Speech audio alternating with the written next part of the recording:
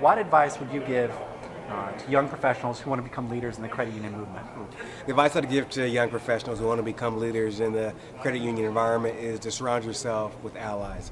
It's so easy in this day and age to surround ourselves with people that don't make us better. But it's critical to have allies around you, those people that are going to hold you accountable, that encourage you, that push you, that basically test you to be the absolute best version of yourself every single day.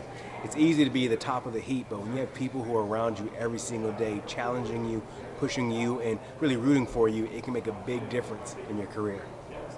You hear a lot in the news about millennials and younger people and how different they are in outlook and attitudes. Have you found that to be true? Are there legitimate differences between the generations? I think the legitimate differences between the generations is just the age gap. Because when you look at the research about Gen X or baby boomers, there's a lot in common. It's just that Gen X and baby boomers forgot that they used to be this way. So a lot of times you'll hear people complain about the millennials and Gen Y and they're a pain in the butt or this and that. But what I find that's really interesting is that the biggest friction point between, say, Gen X and baby boomers with the younger generation is that those young people remind the older people of who they used to be.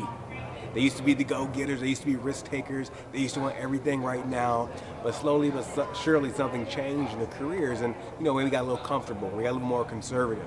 So I think there aren't as many big differences as we think there are, and once we kind of have some conversations that happen between the younger professionals and the older folks, they find that there's more in common than they think there actually is. So what can credit unions do to attract young people and young professionals, both as members and employees? I think the best thing credit unions can do to attract people is tell a really strong story. Credit unions play such a strong role in big communities, small communities, etc., and they stand out apart from what you'd call their competition. And they can connect in a way that other people can't. It comes with a personal relationship, and that's what really matters to people. Being able to walk in to a branch or a location or getting online and creating a personalized experience. If you feel like you're making a cookie cutter experience that talks to everyone, you're going to fail. However, what credit unions have to their advantage is that it's a really personalized experience that creates a really strong and deep connection in the community. My favorite thing about credit unions is that they changed my family's life growing up.